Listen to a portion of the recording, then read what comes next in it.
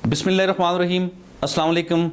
मैं हूं मोहम्मद इदरीस वान एडवोकेट। और दोस्तों, अरीपुर तार इंडस्ट्री में कुछ ऐसी फैक्ट्रीज़ हैं, कुछ ऐसी फैक्ट्रियां काम कर रही हैं जो कि आलूदगी फैला रही हैं। और याद रखें कि इंसानी सेहत सबसे ज़्यादा कीमती है और इंसानी सेहत के हवाले से किसी भी सूरत कंप्रोमाइज़ नहीं किया जा सकता।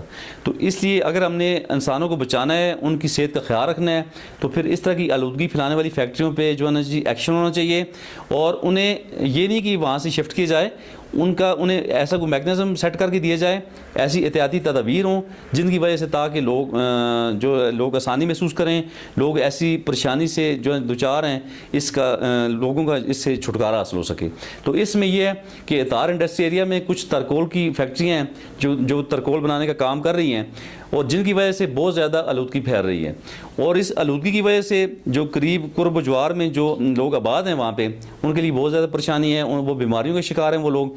और इसके अलावा जो उसके करीब जो फैक्ट्रीज़ ऐसी हैं जो मेडिसिन बना रही हैं, जो दवाइयों की फैक्ट्रियाँ हैं, और वो फैक्ट्रियाँ भी बहुत ज़्यादा मुतासर हो रही हैं। चूँकि ये तरकोल की जो फैक्ट्री है ये ऐसी जहरीला मादा छोड़ रही है, ऐसी जहरीली धुआँ और गैस छोड़ रही है जिसकी वजह से करीब तरीन जितने भी एरियाज़ हैं वो बहुत ज़्यादा मुतासर हो रहे हैं। और इस पर ज़िली इंतज़ामिया अरीपुर ने इस पर कोई काम किया भी था, लेकिन अभी तक उस पर कोई खातिर खा कंट्रोल नहीं हो सका। तो बहरहाल होना ही चाहिए कि ज़िली इंतज़ामिया को करना ही चाहिए कि वहाँ पे जाके आप उनको चेकअप उनका करें और वहाँ पे जो जितने भी माहिरीन हैं वो जाके वहाँ पे जो है ना विज़िट करें और इन फैक्ट्रियों को पाबंद करें कि वो अपना वो जो धुआं है जहरीला उसके कंट्रोल की कोई ऐसा मैकेनिज्म इस्तेमाल करें, या फिर यहाँ से इनको शिफ्ट किया जाए, या फिर जो करीब जो मेडिसिन की जो फैक्ट्री हैं उन्हें दूर शिफ्ट किया जाए। तो इसके अलावा और जितनी भी एहतियाती तदाबीर हैं वहाँ पर होनी चाहिए, चूँकि सबसे पहले इंसानों की सेहत है, इंसानों ने सबसे पहले सेहतमंद रहना है, उसके बाद दीगर काम है।